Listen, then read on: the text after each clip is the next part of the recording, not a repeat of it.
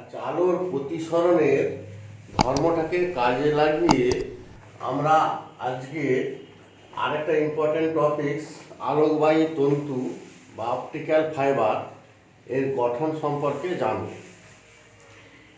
এর আগের টপিকসে আমরা পড়িয়েছি আলোর আরেকটা বিশেষ ধর্ম অভ্যন্তরীণ পুনঃপ্রতিফলন আর সংকট কোণ। এই আলোর প্রতিসরণেরই একটা বিষয় হচ্ছে অভ্যন্তরীণ পুনঃপ্রতিফলন। এই ধর্মটাকে কাজে লাগিয়ে আমরা এই আলোকবাহী তন্তু কিভাবে গঠিত হচ্ছে জানব। আর কি জানবো, এই আলোকবাহী তন্তুর কোথায় কোথায় ব্যবহার করা হয়, এই প্র্যাকটিক্যাল অ্যাপ্লিকেশান সে সম্পর্কে জানব।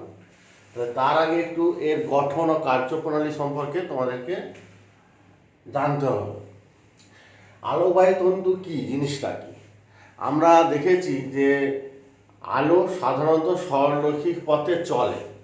আলো নিজে থেকে কখনো বক্রপথ অনুসরণ করে যেতে পারে না, কিন্তু এই আলোকবাহী তন্তুর মধ্য দিয়ে আলোকে সহজে বক্রপথে যে কোনোভাবে যে কোনো দিকে আমরা পাঠাতে পারি। যেমন জলের পাইপের মধ্য দিয়ে জল যেমন আঁকা বাঁকা পথে পাইপের ভিতর দিয়ে এক স্থান থেকে অন্য স্থানে প্রবাহিত হয়, ঠিক সেই রকম আলোকেও এই নলের মধ্য দিয়ে এক স্থান থেকে অন্য স্থানে সে যে কোনো পথ, বক্রপথ বা সরলরৈখিক পথ, যে কোনো পথ তার মধ্য দিয়ে আমরা পাঠাতে পারি। তো তন্তুটা কীরকম না, এটা হচ্ছে দু ধরনের পদার্থ দিয়ে তৈরি। হ্যাঁ, এইটার ভিতরটা দুটো মাধ্যম আছে, দেখো আমি ছবি এঁকেছি, দেখো ভিতরে একটা পোর্শন আর বাইরে একটা পোর্শন, দুটো পোর্শন আছে। ভিতরটা একটা ধরো কোয়ার্চ বা প্লাস্টিক বা কাঁচ এইসব দিয়ে তৈরি হয়, বাইরেও একটা পোর্শন, সেটা আলাদা একটা প্রতিসরাঙ্কযুক্ত মাধ্যম দিয়ে তৈরি হয়। মানে আলোকবাহী তন্তু মানে ভিতরটা ফাঁপা তা কিন্তু নয়, পুরোটাই নিরেট। ভিতরের অংশটাও নিরেট আর এর বাইরের যে অংশটা আছে সেটাও নিরেট, ঠিক আছে? তো এর প্রতিসরাঙ্কগুলো কিভাবে করা হয়েছে, যে ভিতরের যে অংশ সেটাকে আমরা বলি কোর আর বাইরের অংশটাকে বলা হয় ক্লাডিং। ভিতরের অংশের যে প্রতিসরাঙ্ক যেটা মিউ, এইটা হচ্ছে এর মানটা খুব বেশি, উচ্চ প্রতিসরাঙ্ক। আর বাইরের যে অংশটা আছে যেটাকে ক্লাডিং বলা হচ্ছে, তার প্রতিসরাঙ্ক খুবই কম, নিম্ন। এমনভাবে প্রতিসরাঙ্কগুলো চয়েস করা হয়েছে যাতে ভিতরের অংশটা বাইরের সাপেক্ষে কি হয়, ঘনতর মাধ্যম হয় আর বাইরের অংশটা লঘুতর মাধ্যম। এর ফলে কি হয়, আলো যখন এই নলের মধ্য দিয়ে পাঠানো হয় তাহলে ঘন মাধ্যম থেকে লঘু মাধ্যমে যাচ্ছে।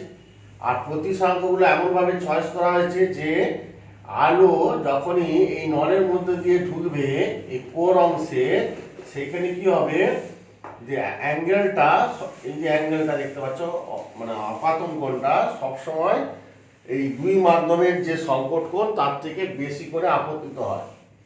ফলে এখানে দুই মাধ্যমের এই যে বিভেদ তল দেখতে পাচ্ছ, এই জায়গায় আলোর অভ্যন্তরীণ পূর্ণ প্রতিফলন ঘটে।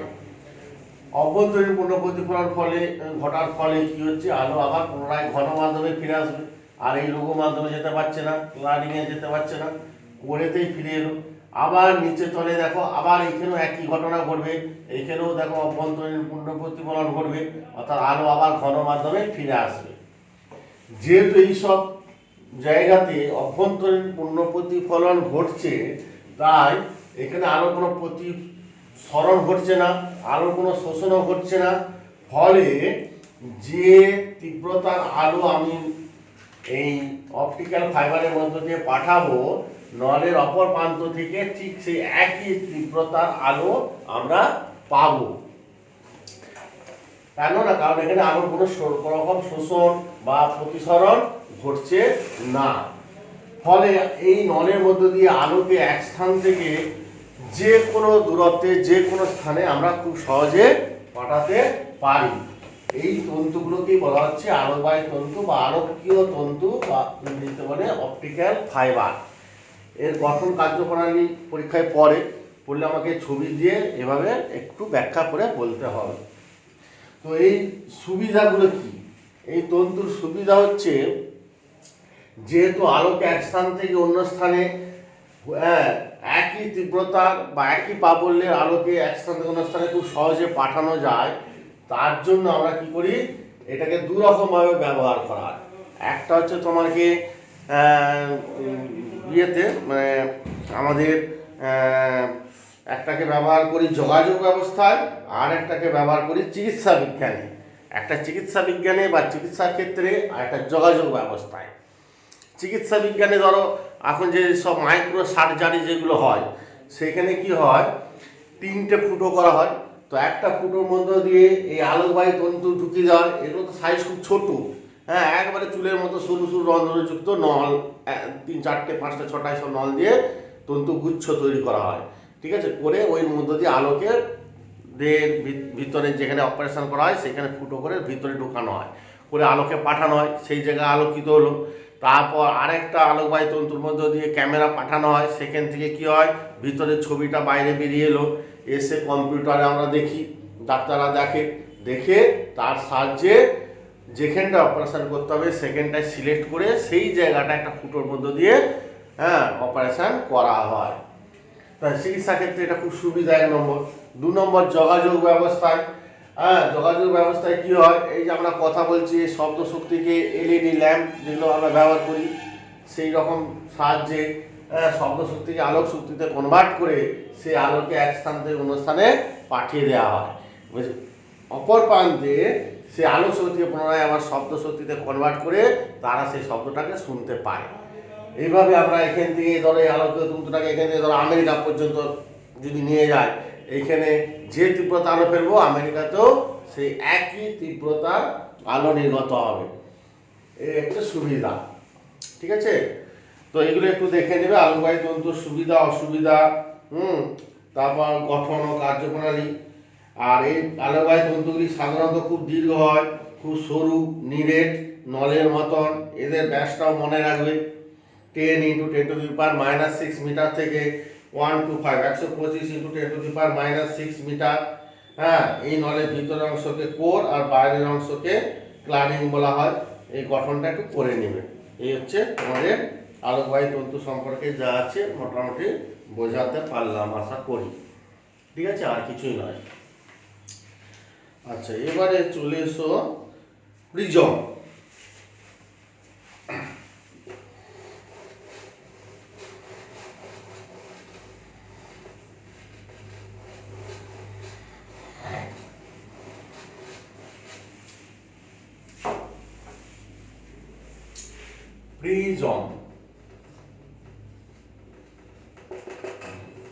প্রিজমটা দেখতে কি রকম? প্রিজমটা দেখতে মোটামুটি আমরা অনেক ধরনের প্রিজম আছে। ফিজিক্সে যে প্রিজমটা ব্যবহার করা হয় সেটা দেখতে অনেকটা তাঁবুর মতো। এর মোটামুটি দেখতে অনেকটা তাঁবুর মতো, ক্লাস 10-এও পড়েছিলে, এখানেও আছে। এর হচ্ছে 3টে আয়তাকার তল থাকবে আর দুপাশে 2টো ত্রিভুজাকার তল থাকবে। মোট 5টা তল দ্বারা সীমাবদ্ধ সমসত্ব প্রতিসারক মাধ্যম অর্থাৎ কাঁচ দিয়ে তৈরি, সেইটাকে প্রিজম বলা হয়। প্রিজমের দেখতে অনেকটা মানে বইটাকে যদি এরকম দেখে দেওয়া হয়, এরকমভাবে দেখা হয় প্রিজমটাকে, দেখতে দেখো এরকম তাঁবুর মতন দেখতে পাচ্ছ, এইরকম দেখতে তাঁবুর মতন, ভিতরটা পুরো কাঁচ দিয়ে তৈরি। তার মানে আয়তকার তল কটা আছে? একটা আয়তকার তল, এই পাশে একটা আয়তকার তল, আর মেঝেটা ভূমিটা একটা আয়তকার তল। তাহলে মোট কটা হলো? 3টে আয়তকার তল। এই পাশে একটা ত্রিভুজাকার তল আছে আর এ পাশে একটা ত্রিভুজাকার তল। মোট 5টা তল দ্বারা সীমাবদ্ধ অংশকে। এবারে এর মধ্যে এই যে দুটো পাশে 2টো আয়তকার তল, এইটা একটা আয়তকার তল, এইটা একটা আয়তকার তল, এই 2টো আয়তকার তলকে বলা হয় প্রতিসারক তল। কেন? কারণ একটা তলে আলো আপতিত হবে আর এই তল থেকে নির্গত হবে। এই প্রতিসারক তল দুটোর মধ্যবর্তী যে কোণ, এই কোণটাকে বলা হয় প্রতিসারক কোণ। ABC প্রিজম, এই কোণটা, তো দুটো প্রতিসারক তলকে, এই প্রতিসারক তলটাকে আমি AB দিয়ে প্রকাশ করছি, এই প্রতিসারক তলটাকে AC দিয়ে প্রকাশ করছি, আর নিচে ভূমিটাকে প্রকাশ করছি BC দিয়ে। ওকে, তাহলে এটা হচ্ছে AB, এটা হচ্ছে AC, আর একটা ভূমিটা হচ্ছে বিসি। এই তলে আলো ফেলবো আর এই তল থেকে আলো নির্গত হবে। আর দুটো তলের মধ্যবর্তী কোণকে বলা হয় প্রিজমের প্রতিসারক কোণ। ওকে। এবারে ধরো আমি কি করছি, এই এবি প্রতিসারক তলে আমি আলো আপতিত হলো। ধর একটা আলো এইভাবে আপতিত হলো। এখানে কি মাধ্যম আছে? এটা হচ্ছে তোমাকে বায়ু মাধ্যম আছে।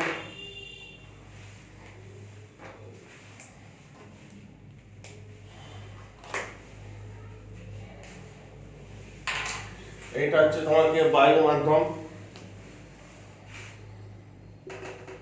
এটা কাঁচ, মানে কাঁচ আছে, আবার কাঁচটাও বায়ু আছে।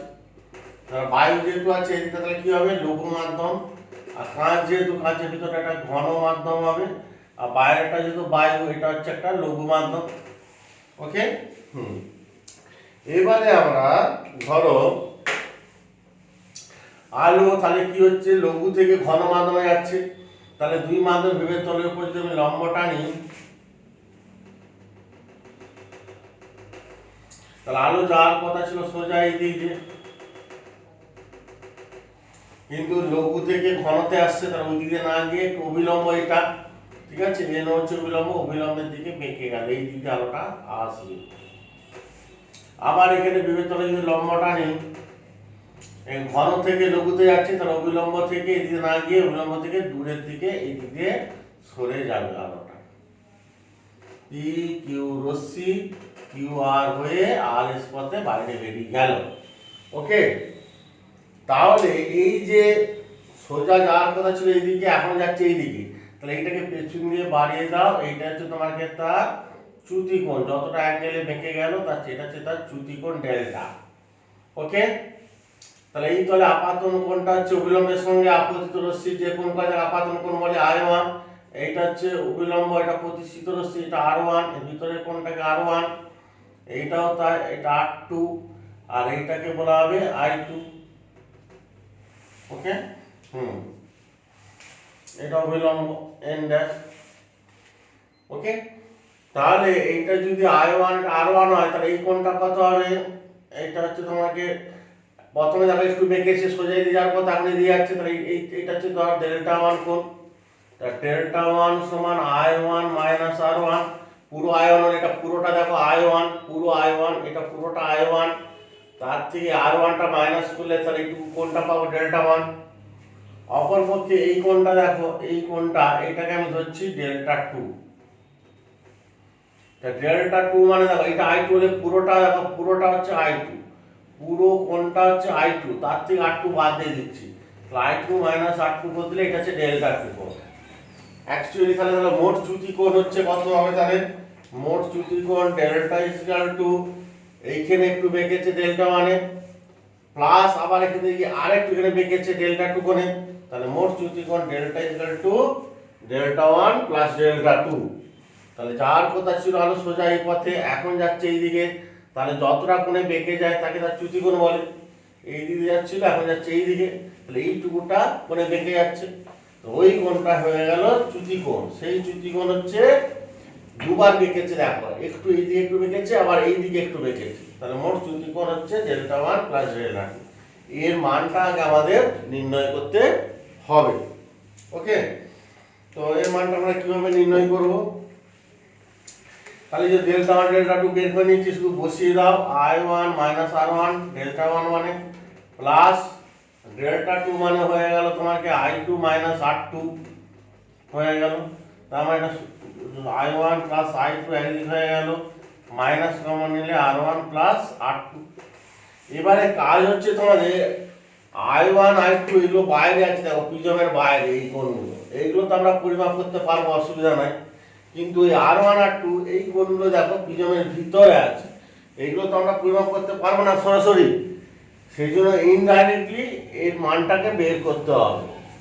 ইনডাইরেক্টলি বের করতে গেলে আমাকে এমনভাবে বের করতে হবে যার মান সহজে আমরা ক্যালকুলেট করতে পারি। তো সেইটা বের করতে গেলে আমরা কিভাবে করব? দেখো এইখানে দেখো একটা বড় ত্রিভুজ দেখতে পাচ্ছ, এই চতুর্ভুজ এ কিউ ও আর, এই একটা দেখো বড় চতুর্ভুজ, এই চতুর্ভুজের চারটে কোণ আছে, এই কোণটা হচ্ছে এ কোণ প্লাস এইটার সঙ্গে এটা লম্ব আছে, এই কোণটা কত 90 ডিগ্রি প্লাস এই কোণটা আছে দেখো কিউ ও আর, ওটা কোণ এ ও ধরছি, প্লাস এই কোণটা এইটার সঙ্গে এটা লম্ব বিলম্ব আছে, তাহলে এটাও পুরোটা 90 ডিগ্রি। এই চারটে কোণের যোগফল আমরা জানি একটা চতুর্ভুজের চারটে কোণের যোগফল কত 360 ডিগ্রি আমরা জানি। অতএব এখানে এ কোণ প্লাস ও কোণ দুটোর যোগফল দেখো 90 90 180, ওই দিকে গেল 360 থেকে 180 বাদ দিলে বাকি রইল 180 ডিগ্রি। তাহলে এই কোণটা প্লাস ও কোণটা সমান হয়ে গেল 180 ডিগ্রি। এইটা হচ্ছে চতুর্ভুজ এ কিউ ও আর, এই চতুর্ভুজ থেকে আমরা পেয়েছি। আবার দেখো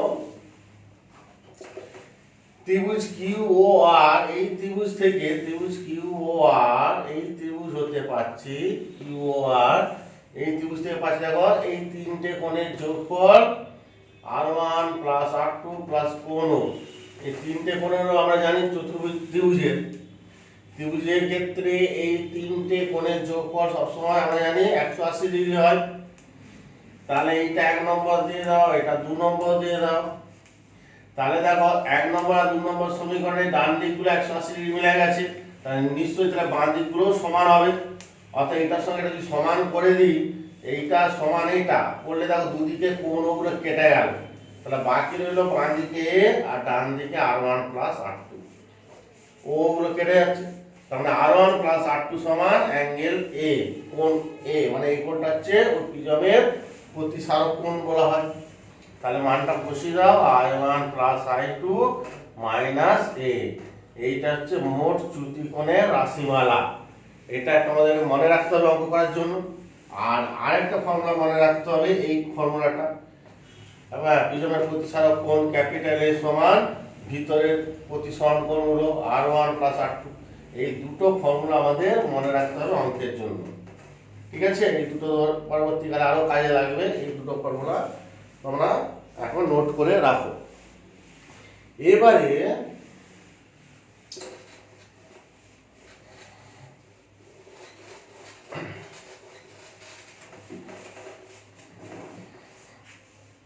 এবারে আমরা কি করব, এই যে চ্যুতিকোণ ডেল্টা, এই চ্যুতিকোণের যে ফর্মুলাটা এটা পেলাম i1 প্লাস i2 মাইনাস এ, একটা নির্দিষ্ট প্রিজমের ক্ষেত্রে কোণ এর মানটা সাপ্লাই দেয়া থাকে, লেখা থাকে। এই প্রিজমের প্রতিসারক কোণ এর মান কত এটা লেখা থাকে। আচ্ছা, এবারে হচ্ছে চ্যুতিকোণ ডেল্টার মানটা নির্ভর করছে মেইনলি আপাতন কোণের উপর। দেখো এই কোণটা যেমন হবে ঠিক সেইভাবে এটা চেঞ্জ হবে। তাহলে চ্যুতিকোণ ভার্সেস এই আপাতন কোণের আমাদের লেখচিত্র অঙ্কন করতে হবে। এটা তোমাদের ক্লাস 12 প্র্যাকটিক্যালও আছে, প্র্যাকটিক্যাল করতে হয়, যেহেতু এখন আর প্র্যাকটিক্যাল করা যাবে না। হ্যাঁ, তা আপাতত মনে রাখো কিভাবে করতে হয়। তো চ্যুতিকোণ ভার্সেস আপাতন কোণের লেখচিত্রটা আমরা অঙ্কন করব। তো এই আপাতন কোণের মানটা দেখো চেঞ্জ হবে কত, এই তলের সঙ্গে লম্বভাবে পড়লে 0 ডিগ্রি, 0 ডিগ্রি থেকে আস্তে আস্তে আপাতন কোণটা যে বাড়ছে 0 ডিগ্রিতে বেড়ে বেড়ে বেড়ে বেড়ে বেড়ে এই পর্যন্ত হতে পারে। তার মানে আপাতন কোণের মানটা 0 থেকে 90 ডিগ্রির মধ্যে পরিবর্তিত হতে পারে। তাহলে বিভিন্ন আপাতন কোণ এখানে ফেলবো, আর চ্যুতিকোণ কত হবে এই ফর্মুলা থেকে আমরা বের করব। প্রথমে দেখো 20 ডিগ্রি আপাতন কোণ ফেললাম, এইখানে কত নির্গম কোণ i2 কত বের করব প্র্যাকটিক্যালে, আর তার এই ফর্মুলায় বসালে ডেল্টা মান পাবো। তারপর আপাতন কোণ 30 ডিগ্রি, তারপর 40 degree, 50 degree, 60 degree, 70 degree, 80 degree জন্য চ্যুতিকোণ কত ডেল্টা মানের মান বের করব। হ্যাঁ, একটা নির্দিষ্ট অ্যামাউন্ট হবে। সেইগুলো যদি আমরা গ্রাফে বসাই, বিভিন্ন আপাতন কোণ ভার্সেস চ্যুতিকোণ, তাহলে লেখচিত্রটা দেখতে ঠিক এইরকম হবে। অর্থাৎ একটা নির্দিষ্ট আপাতন কোণের ক্ষেত্রে চ্যুতিকোণের মান সবচেয়ে কম, তারপরে আপাতন কোণ বাড়ালেও চ্যুতিকোণের মান বাড়বে, আপাতন কোণ কমালেও চ্যুতিকোণের মান বাড়বে। ঠিক এটা অনেকটা সেই জলের ব্যতিক্রান্ত প্রসারণের মতন, যে 4 ডিগ্রি সেন্টিগ্রেড উষ্ণতা জলের আয়তন সবচেয়ে কম, উষ্ণতা বাড়লেও আয়তন বাড়ে আর উষ্ণতা কমালেও আয়তন বাড়ে। ঠিক সেই রকম প্রিজমের ক্ষেত্রে চ্যুতিকোণ ভার্সেস আপাতন কোণের লেখচিত্রটা এইরকম হবে। এবার এখানে তোমরা লক্ষ্য করবে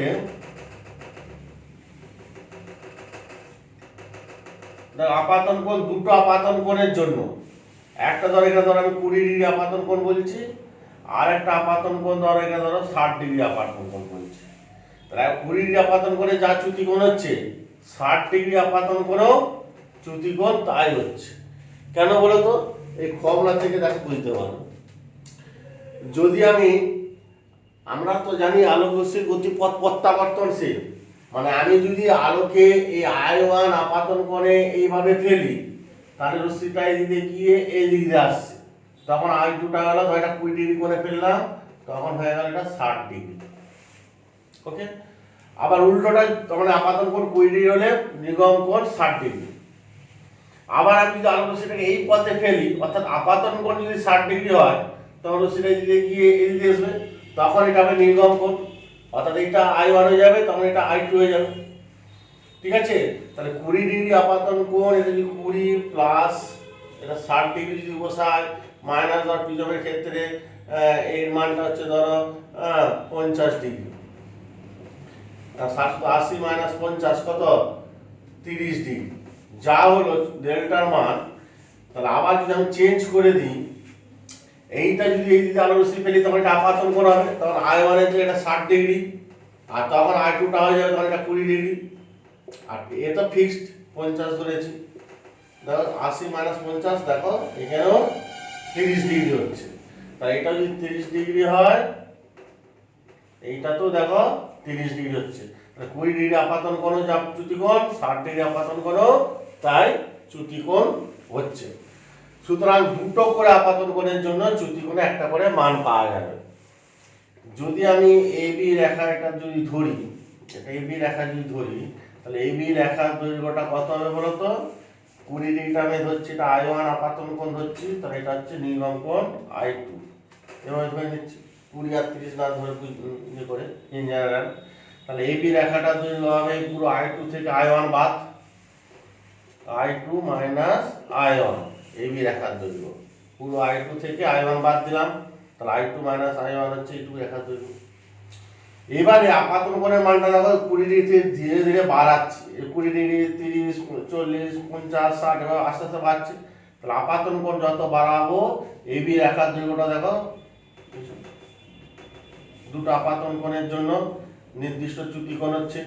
এবার AB রেখাটার দৈর্ঘ্য দেখো কমছে, কমতে কমতে কমতে কমতে যেখানে চ্যুতি কোণ সর্বনিম্ন হচ্ছে, সেখানে AB রেখার দৈর্ঘ্যটা দেখো প্রায় কত হচ্ছে? 0 হয়ে যাচ্ছে। এই জায়গাটায় AB রেখার দৈর্ঘ্য কমতে কমতে কমতে এখানে কি হলো? 0 হয়ে গেল। কোথায় 0 হচ্ছে না, এটা হচ্ছে যখন ন্যূনতম চ্যুতি কোণ হচ্ছে। তা ন্যূনতম চ্যুতি কোণের ক্ষেত্রে AB রেখার দৈর্ঘ্য 0 হয়ে গেল। যেই 0 হয়ে গেল, তার মাথায় বলতে পারি I1 সমান I2, অর্থাৎ ন্যূনতম চ্যুতি কোণের ক্ষেত্রে এই আপাতন কোণ আর নির্গম কোণ সমান হবে। তার মানেটা কি? মানে এখানে যে কোণে আলোক রশ্মি আপতিত হবে, এখান থেকে সেই একই কোণে নির্গত হবে। একমাত্র ন্যূনতম চ্যুতি কোণের ক্ষেত্রে আপাতন কোণ আর নির্গম কোণ সমান হবে, বাকি সব ক্ষেত্রে আপাতন কোণ আর নির্গম কোণ আলাদা আলাদা হয়ে যাবে। এইটা হচ্ছে ন্যূনতম চ্যুতির শর্ত। তাহলে ন্যূনতম চ্যুতির শর্ত কি? মানে চ্যুতি কোণ ন্যূনতম হতে গেলে সেটাকে বলা হয় ন্যূনতম চ্যুতি। সেই ন্যূনতম চ্যুতির শর্ত এটা মনে রাখতে হবে, এই লেখচিত্র থেকে বের করতে দেয়। তাহলে 1 নম্বর শর্ত হচ্ছে I1 সমান I2।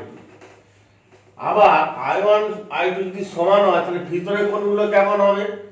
ভিতরে কোণগুলো দেখানো যাক। যদি আমি AB তলে যদি আমি প্রতিসরণ চিন্তা করি, AB তলে, তাহলে প্রতিসরণের যে দ্বিতীয় সূত্র বা স্নেলের সূত্র যেটা আছে, সেখান থেকে আমরা বের করব। এটা হচ্ছে বায়ু আছে বলেছি বাইরে, বায়ু এটা কাঁচ, তাহলে বায়ুর সাপেক্ষে কাঁচের প্রতিসরাঙ্ক a মিউ g, বায়ুর সাপেক্ষে কাঁচের প্রতিসরাঙ্ক মানে a মিউ g সমান, তাহলে বায়ু সাপেক্ষে যেহেতু, তাহলে বায়ুর মাধ্যমে কোণের সাইন, বায়ুর মাধ্যমে কোণ কত? I1 আছে, তাহলে সাইন I1 বাই কাঁচ মাধ্যমে সাইন I1। আবার এসি তলে হিসাব করে দেখো, এসি তলে এখানেও বায়ু আছে, এখানে কাঁচ, তাহলে এসি তলে বায়ুর সাপেক্ষে কাঁচের প্রতিসরাঙ্ক যদি বের করি a মিউ g, তাহলে এটা বায়ুর সাপেক্ষে কাঁচের প্রতিসরাঙ্ক, মানে বায়ুর সাপেক্ষে তাহলে বায়ুর মাধ্যমে কোণের সাইন, বায়ুর মাধ্যমে কোণ কত আছে I2, তাহলে সাইন I2 বাই কাজ মাধ্যমে কোণ কত আছে R2, sign I2 by sine R2। ওকে, তাহলে দেখো দুদিকটাই দেখো, দুটো সমীকরণ দেখো, বাম দিকগুলো এমইউজি আছে, অতএব ডান দিকগুলো সমান হবে। অতএব বলতে পারি sign I1 by sine R1 সমান sign I2 by sine R2। এবার ন্যূনতম চ্যুতির ক্ষেত্রে দেখো I1 I2 সমান আছে, তাহলে I1 I2 সমান হলে এগুলো সাইনগুলো কেটে যাবে, সাইন I1 সমান সাইন I2, তাহলে অতএব নিচেরটা সমান এটা, অতএব সাইন R1 সমান সাইন R2, অতএব R1 সমান R2। দেখো তাহলে ন্যূনতম চ্যুতির ক্ষেত্রে কি হলো, I1 I2 বাইরের কোণগুলো সমান হলে ভিতরের প্রতিসরণ কোণগুলো সমান হবে। এই দুটো সূত্র আমাদেরকে মনে রাখতে হবে, I1 সমান I2 আর R1 সমান R2। ঠিক আছে, এবারে এই ন্যূনতম চ্যুতির শর্ত ধরে নিয়ে আমরা এই প্রিজমের যে প্রতিসরাঙ্ক এমইউজি, ঠিক আছে, বা মিউজি, এই প্রতিসরাঙ্কের সঙ্গে ন্যূনতম চ্যুতির মান হচ্ছে ডেল্টা এম, এদের রিলেশনটা আমরা বের করব। কিভাবে বের করব দেখো,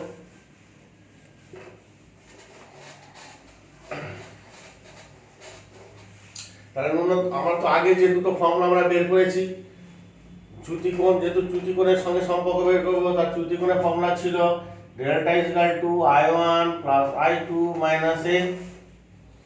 তাহলে অতএব এখানে লিখতে হবে ন্যূনতম চ্যুতির ক্ষেত্রে লিখাই আছে I1 সমান I2, তার ডেল্টা যদি ডেল্টা এম হয় অর্থাৎ মিনিমাম, ডেল্টা মিনিমাম মানে ন্যূনতম চ্যুতি যদি হয় ডেল্টার জায়গায় ডেল্টা এম যদি বসায়, তখন I1 আর I2 সমান, তাহলে I2 এর জায়গায় এখানে I1 বসিয়ে দেবো মাইনাস এম, তাহলে হয়ে গেল 2I1 মাইনাস এম।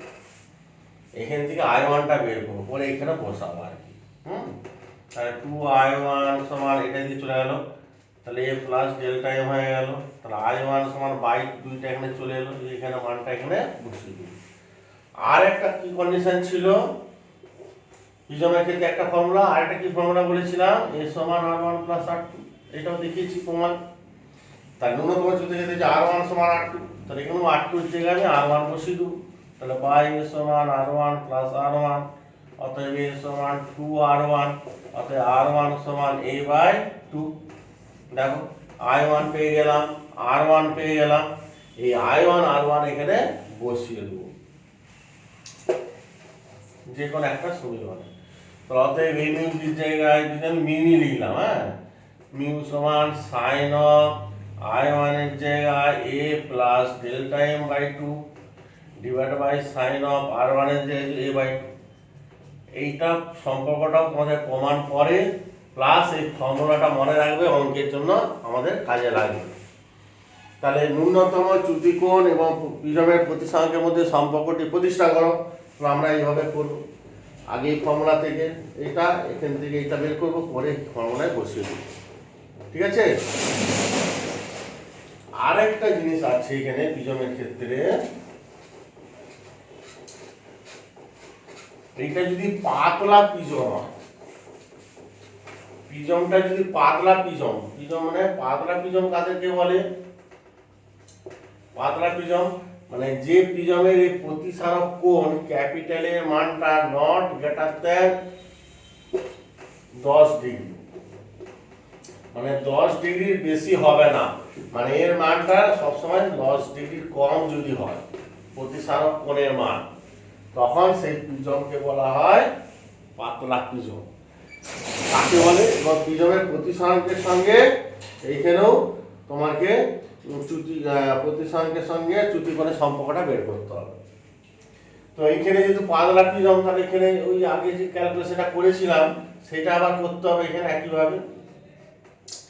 যদি এবি তলে যদি ক্যালকুলেশন করি, এবি তলে প্রতিসরণের ক্ষেত্রে স্নেলের সূত্রতে পাই, তাহলে বায়ুর সাপেক্ষে কাছের প্রতিসরাঙ্ক এমইউজি সমান বায়ুর সাপেক্ষে, তাহলে বায়ুর মাধ্যমে কোণের সাইন বাই কাজ মাধ্যমে কোণের সাইন, সাইন আয়রন সাইন, এটা এবি তলে হলো। এবার যেহেতু পাতলা প্রিজম, তাহলে এখানে আমরা বলতে পারি সাইন I1 মানে নিয়ারলি ইকুয়াল টু I1 হবে, ঠিক আছে, I1, আর সাইন R1 মানে এটা R1 হবে, ঠিক আছে। পাতলা প্রিজমের ক্ষেত্রে এর মান কম হলে I1 R1 এর মানও খুব কম হবে, আর I1 R1 এর মান কম হলে আমরা জানি সাইন থিটা সমান থিটা হয়, তো সাইন I1 সমান I1 আর সাইন R1 সমান R1। তাহলে এখান থেকে দেখো এই মিউ না, শুধু মিউ লিখছি, তাহলে বুঝতে সুবিধা হবে। তাহলে মিউ সমান I1 বাই R1 হয়ে গেল, এখান থেকে আমরা I1 টা বের করব, মিউ R1। ঠিক সেই রকম এসি তলের ক্ষেত্রেও তাই। এসি তলে যদি ক্যালকুলেশন করি, এসি তলে এখানেও দেখো একটা বায়ু আছে, তাহলে বায়ু সাপেক্ষে কাছের প্রতিসরাঙ্ক এই মিউ জি, আর শুধু মিউ লিখছি। বায়ু সাপেক্ষে তাহলে বায়ুর মাধ্যমে কোণ ছিল কত I2, তার সাইন ডিভাইড বাই কাঁচ মাধ্যমে কোণ ছিল কত R2, তার সাইন। এইখানে লিখে দেবে ব্র্যাকেটে, যেহেতু পাতলা প্রিজম তাই sign I2 by sine R2 মানে বলতে পারি nearly equal to I2 by R2। এখান থেকে দেখো মিউ সমান I2 বাই R2, এখান থেকে আমরা I2 টা বের করে নেব, সমান মিউ R2। বের করে এবার কি করব, চ্যুতিকোণ রাশিমালা নির্ণয় করতে হবে। তাই চ্যুতিকোণ ডেল্টা ইকুয়াল টু আমরা জানি I1 plus I2 minus A, ঠিক আছে। এখানে মানগুলো, এই মানগুলো I1 I2 মানগুলো এখানে বসিয়ে দেবো, ব্যাস। তাহলে I1 এর জায়গায় মিউ R1 প্লাস I2 এর জায়গায় mu R2 minus A, mu common নিয়ে নাও, R1 plus R2 minus A, R1 plus R2 মানে মিউ A মাইনাস A সমান A কমন নিয়ে নিলে হয়ে গেল মিউ মাইনাস 1 ইন্টু A। ওকে, অতএব পাতলা প্রিজমের ক্ষেত্রে চ্যুতিকোণের রাশিমালা হচ্ছে ডাইরেক্ট এই ফর্মুলায় বসিয়ে দেবো। যদি পাতলা প্রিজম বলে, অঙ্কেতে দেখবে পাতলা প্রিজম বলে দেওয়া নাই, বলে দেওয়া আছে একটা প্রিজম যার প্রতিসরাঙ্ক কোণের মান এর মান দেওয়া বলে দিচ্ছে 5 ডিগ্রি, হ্যাঁ বলে দেওয়া আছে, এবং প্রতিসরাঙ্ক দেওয়া আছে 1.5, তাহলে তার চ্যুতিকোণ কত হবে তখন বুঝে নিতে হবে 5 ডিগ্রি মানে পাতলা প্রিজম, তখন এই ফর্মুলায় বসিয়ে দেবো। হ্যাঁ, তখন আমি বসিয়ে দেবো চ্যুতি ডেল্টা ইকুয়াল টু নিয়ার মান জানি আমরা 1.1 ইনটু এর জায়গায় 5 ডিগ্রি, ঠিক আছে, 2.5 ডিগ্রি ম্যাক্সিমাম তার চ্যুতি হবে 2.5 ডিগ্রি। এইভাবে আমরা এখানে অঙ্কগুলো করবো। এইটাও থিওরি পরে প্রমাণ, প্লাস এই ফর্মুলাটা মনে রাখবে, অঙ্কের জন্য কাজে লাগবে, ফর্মুলাগুলো মনে রাখতে হবে।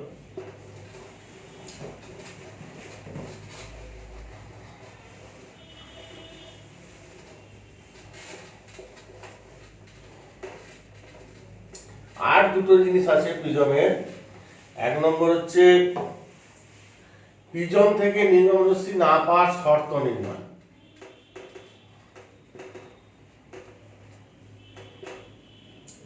প্রিজম থেকে নির্গম রশ্মি না পাওয়ার শর্ত কিরকম, ধরো প্রিজম থেকে একটা এই তলে আলো রশ্মি গেল, আপতিত হলো, এইখানে এলো, এসে কি হবে দ্বিতীয় যে তল, এই তল থেকে আলো রশ্মি নির্গত হচ্ছিল, এখানে নির্গত হবে না। তার মানে রশ্মিটা কি হবে, হয় এই দুই মাধ্যম, এটা কাঁচ এটা বায়ু, তার দুই মাধ্যমে বিভেদ তল বরাবর হয় চলে যাবে, নতুবা আবার এই ঘন মাধ্যমে ফিরে আসবে। তো আমি একটা যে দুই মাধ্যমে বিভেদ তল বরাবর চলে যাচ্ছে এটা ধরে ক্যালকুলেশন করব। তাহলে আমরা পড়িয়েছি এর আগের দিন, এর আগের টপিক, এটা ঘন মাধ্যম, আর এটা হচ্ছে তোমার কি মাধ্যম, বা এটা বায়ু আছে, বায়ু মানে লঘু মাধ্যম। তাহলে আলো রশ্মি ঘন থেকে লঘু মাধ্যমে যদি যায়, তাহলে গেলে ঘন মাধ্যমে যে আপাতন কোণের জন্য প্রতিসৃত রশ্মিটা দুই মাধ্যমে বিভেদ তল বরাবর চলে যায়, তাহলে সেই ঘন মাধ্যমে সেই আপাতন কোণটাকে কি কোণ বলা হয়, সেই ঘন মাধ্যমের এইখানে আপাতন কোণ বলতে গেলে R2, এই আপাতন কোণটাকে কি কোণ বলবো, মনে করছে সংকট কোণ, থিটা সি, ক্রিটিক্যাল অ্যাঙ্গেল।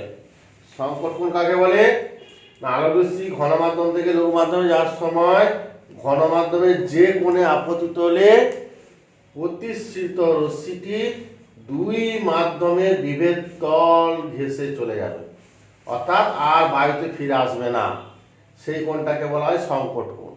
এবারে এই কোণটা যদি থিটা সি থেকে যদি বেশি হয়, তাহলে আবার কি হবে, অভ্যন্তরীণ কোণ প্রতিফলন হবে, অর্থাৎ ঘন মাধ্যমে ফিরে আসবে।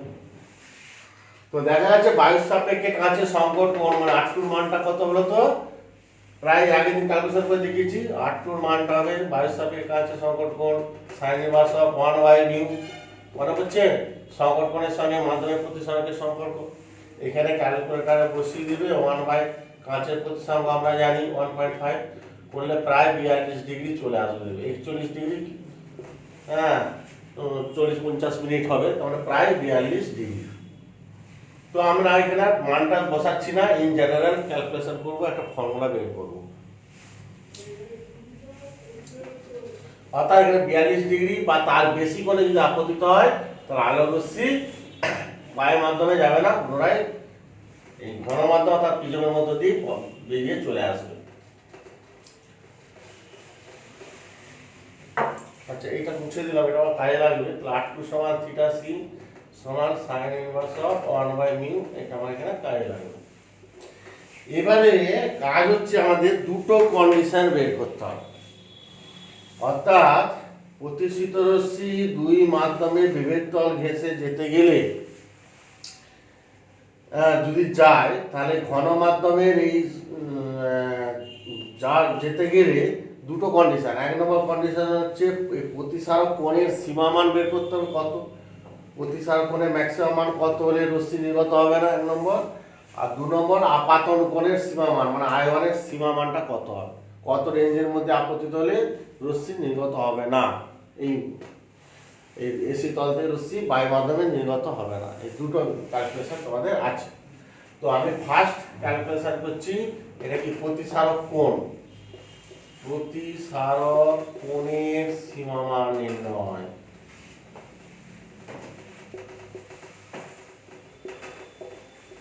প্রতিসারক কোণের সীমামান। তো প্রতিসারক কোণ সমান আমরা জানি সমান R1 প্লাস R2, এটা ফার্স্ট প্রথমে প্রমাণ করে দেখিয়েছি। তাহলে দেখো R1 R2 এর মধ্যে R2টা মানে তো এটা বুঝে পেয়ে গেছি সংকট কোণ থিটা সি হবে, আর থিটা সি মানে sin ইনভার্স অফ 1/μ, মানে এই কোণটা আমরা তো বের করতে পারবো, অসুবিধা নাই। কিন্তু এই R1 কোণটা তো ভিতরের কোণ মাপবো কি করে, তার জন্য সেই প্রতিসরণের তৃতীয় সূত্র স্নেলের সূত্র, যে বায়ুর সাপেক্ষে কাঁচের প্রতিসরাঙ্ক a মিউ জি বা শুধু মিউ জি লিখি, বায়ুর সাপেক্ষে কাঁচের প্রতিসরাঙ্ক সমান বায়ু মাধ্যমে কোণের সাইন বাই কাঁচ মাধ্যমে কোণের সাইন। এখান থেকে আমাকে সাইন R1টা বের করে এখানে বসাতে হবে, আর কিছু না। তাহলে অতএব সাইন R1 সমান এটা গেল আর এটা দিকে আমি নিলাম, ইন্টারচেঞ্জ করে দিলাম, সাইন I1 বাই মিউ। অতএব R1 সমান সাইন, এই R1 বের করব, তার সাইনটা দিয়ে এলে সাইন ইনভার্স হয়ে যাবে, সাইন I1 বাই মিউ। তাহলে R1 এর মান পেয়ে গেলাম, R2 এর মান পেয়ে গেছি, বসিয়ে দাও। তাহলে R1 হচ্ছে sine inverse of sine I1 by mu plus theta C মানে যে সাইন ইনভার্স অফ 1/μ। ওকে, এই হচ্ছে প্রতিসারক কোণের সীমামানের রাশিমালা, এটা নির্ণয় করে। এবার এখান থেকে আমরা দুটো স্পেশাল কেস বের করব। কি রকম? ধরো এক নম্বর কেস, আপাতন কোণটা আয়নের মানটা কত থেকে কত মধ্যে ভ্যারি করবে বলেছি, 0 ডিগ্রি থেকে 90 ডিগ্রি, 0 থেকে 90। তাহলে এক নম্বর যদি আয়ন সমান 0 ডিগ্রি যদি হয়, অর্থাৎ তলের সঙ্গে লম্ব বরাবর এইভাবে যদি রশ্মি আপতিত হয়, তাহলে এখানে প্রতিসারক কোণের সীমামান এর সমান কত হবে দেখো, আয়ন সমান এখানে 0 বসাও, sin 0 মানে কত 0, তাহলে পুরো এই পার্টটা 0 হয়ে গেল। তাহলে বাকি হলো শুধু sin ইনভার্স অফ 1/μ হয়ে গেল। দেখো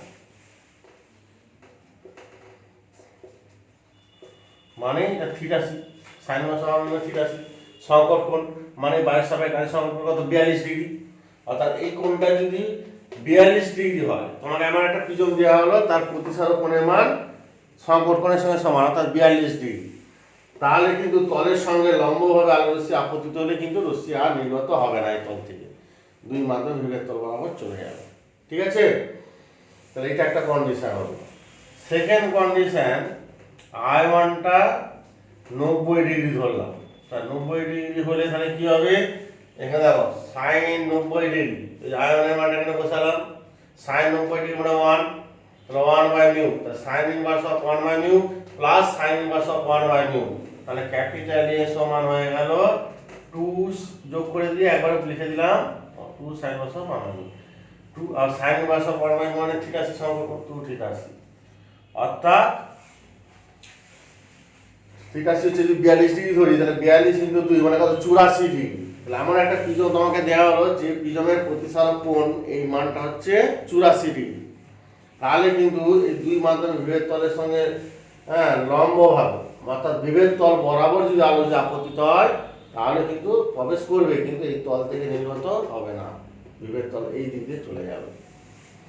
তার মানে আমরা ঘুরিয়ে বলতে পারি তাহলে এর মানটা যদি 42 থিটাসি বা 283 বেশি হতো তাহলে আমি অতএব বলে দিতে পারি এর মানটা যদি গ্রেটার দ্যান ইকুয়াল টু 283 হয় তাহলে 0 ডিগ্রি থেকে 90 ডিগ্রি যে কোনো কোণেই আলো রশ্মি আপতিত হোক না কেন এই তল থেকে রশ্মি কোনো নির্গত হবে না, অর্থাৎ 283 মানে 84 ডিগ্রি, 84 ডিগ্রির বেশি।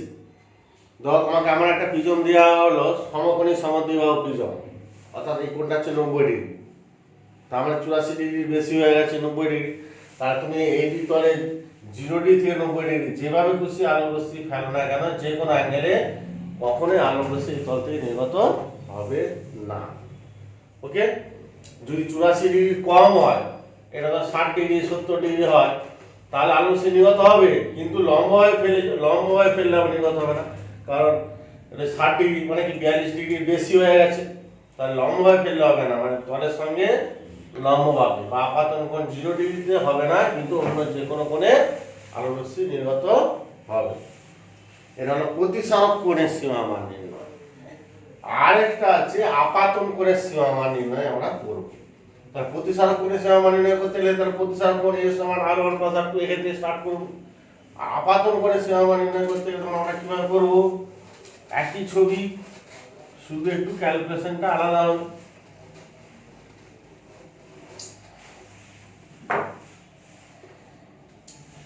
তাহলে আমরা জানি এই যে বায়ুর সাপেক্ষে কাছে প্রতিসারক ওখান থেকে স্টার্ট করব a মিউ g, তাহলে বায়ুর মাধ্যমে কোণের সাইন বাই কাঁচ মাধ্যমে কোণের sine sin i1 by sin r1। Okay, তাহলে আপনি আপাতন করে সীমা মান sin i1 টা লিখব, sin i1 সমান মিউ sin r1। আবার আমরা জানি a সমান যে পেয়েছি r1 প্লাস r2, r2 মানে কত? এটা সংকট কোণ θc, এখানে r2 বলতে এখানে সংকট কোণ, যেহেতু দুই মাধ্যমে বিভেদ তলে আলো রশ্মি যাচ্ছে, এখান থেকে আমরা r1 টা বের করব a মাইনাস θc। তাহলে বসিয়ে দাও মিউ sin r1 এর জায়গায় a মাইনাস θc। এবার এটাকে ভেঙে নাও, sin of a minus b মানে sin a cos b মানে cos θc মাইনাস আছে cos a sin θc। ঠিক আছে, এবারে দেখো এর মান তো কনস্ট্যান্ট, অসুবিধা নাই, তাহলে sin a cos a রয়ে যাবে, শুধু sin θc cos θc মানটা এখানে বসিয়ে দেব। sin θc যদি বললাম sin θc সমান 1 বাই মিউ, আমরা জানি θc of sin inverse sin θc সমান 1 বাই মিউ, অতএব cos θc সমান এখান থেকে বের করে নেব, cos θc সমান √1 মাইনাস sin স্কয়ার θc, আমরা জানি √1 minus sin θc 1 by mu, তাহলে sin স্কয়ার আছে তাহলে মিউ স্কয়ার হয়ে যাবে, mu square minus 1 √1 by mu, calculation করলে চলে এলো। ঠিক আছে, এই sin θc cos θc মানটা এখানে বসিয়ে দেব, অতএব sin i1 সমান mu sin a cos θc মানে যেটা √1 mu square minus 1 by mu minus cos a into sin θc সমান 1 বাই মিউ। ওকে, তাহলে দেখো এই মিউটা গুণ করলে এই মিউ সব কেটে যাবে, শুধু এইটা পড়ে থাকবে। অতএব এখানে লিখছি sin i1 সমান sin a √1 mu square minus 1 minus cos a। অতএব i1 সমান সাইনটা দিয়ে গেলে sin ইনভার্স হয়ে যাবে, sin inverse of √1 mu square minus 1 into sin a minus cos a। এই ফর্মুলাটা মনে রাখতে হবে, অঙ্কের জন্য বের করতে হবে। প্রিজমের প্রতিসারক কোণের মান প্রতিসারাঙ্ক দেওয়া থাকবে, তার আপাতন কোণের সীমামান এই ফর্মুলাতে আমরা বের করে নিতে পারব। এইটা হলো আপাতন কোণের সীমামান আমরা নির্ণয় করলাম। এটা 2 নম্বর কেস। এটা হচ্ছে আপাতন কোণের সীমামান নির্ণয়। এটা ক্যালকুলেশন করে আমাদের বের করতে হবে। ওকে।